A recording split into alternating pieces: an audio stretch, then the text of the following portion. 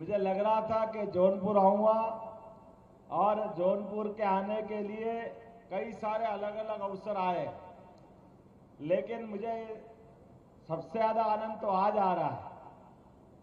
कितना सुखद संयोग है, चुनाव की इस बेला में वो प्रत्याशी भी मौजूद है जिन्होंने कांग्रेस को ठिकाने लगाने के साथ एक विजय अभियान में यहाँ के भी साक्षी बन रहे हैं। हमारे मैनपुर के प्रत्याशी और रायबरेली के प्रत्याशी दोनों यहाँ पे मौजूद है। दोनों के लिए ताली बजा करके अभिनंदन करें इस बात का। ये फिजाएं बता रही है, मौसम बता रहा है, हवा किधर जा रही है। दुश्मनों की छाती धड़क धड़क धड़क हवा निकलती जा रही है। जैसे हमको मालूम है, माता का सीता का अपहरण तो कर लिया रावण ने, लेकिन जैसे जाने अनजाने कोई सांप के बिल में हाथ डाल लेता और उसको मालूम पड़ता कि मैं किस चक्कर में पड़ गया। अभी का चुनाव भी थोड़ा थोड़ा ऐसा ही एहसास करा रहा है। कोई आगे दौड़ रहा, कोई पीछे दौड़ रहा, किसी को समझ ही नहीं पड़ रही है।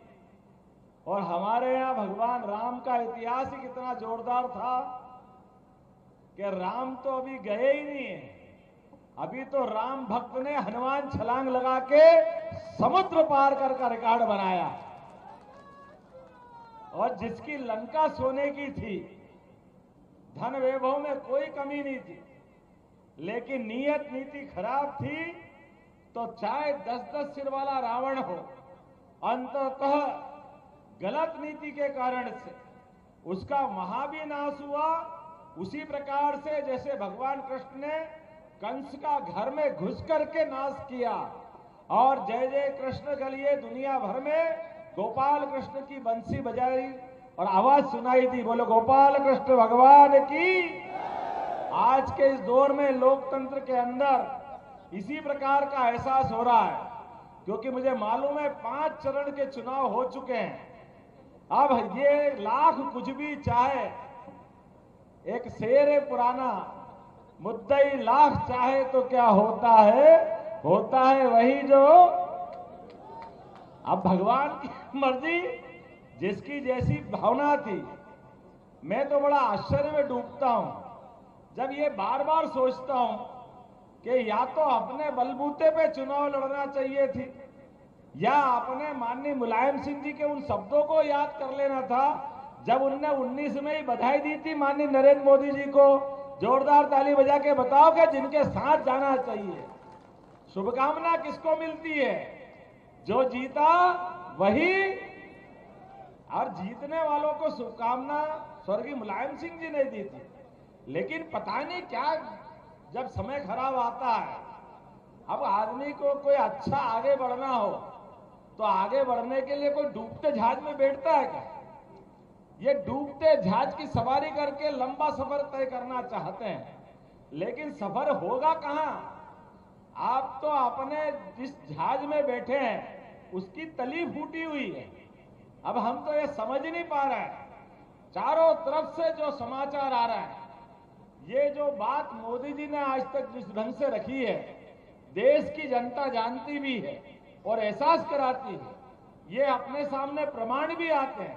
पहली बार उन्होंने 2014 में कहा कि ये सरकार कांग्रेस की किसी लायक नहीं है, ये बार बार देश को लज्जित कर रही है। ये आतंकवादी घटनाओं के आधार पर दुनिया का सबसे मजबूत देश 60 साल से अपनी निगाह नीची करके ये पिद्दी सा पाकिस्तान, जिसकी अपनी आबादी खुद की 20 करोड़ के आसपास होगी, लेकिन 60 साल से जब भी कोई आतंकवादी घटना होती तो ये कांग्रेस और कांग्रेस के साथ वाले सभी लोग हमेशा छाती पीटते हैं। हम क्या करें, पाकिस्तान आतंकवाद करता है, इनके आतंकवादी आते हैं इसलिए बम फोड़ जाते हैं, टिफिन बम हो जाती है, साइकिल बम फूट जाते हैं, रेलवे स्टेशन, बस स्टैंड और तो सिनेमा घर, पूरा देश आतंक में डूबा था। लेकिन हमारे मोदी जी ने कहा था, जैसे ही वो प्रधानमंत्री के लिए उम्मीदवार घोषित हुए, उन्होंने कहा आपने इनको 60 साल दिए, केवल मुझे 60 महीने दीजिए। एक तरफ इनके 60 साल और उनके 60 महीने पाकिस्तान को घर में घुस के मार के बताया कि देश की जनता क्या चाहती है।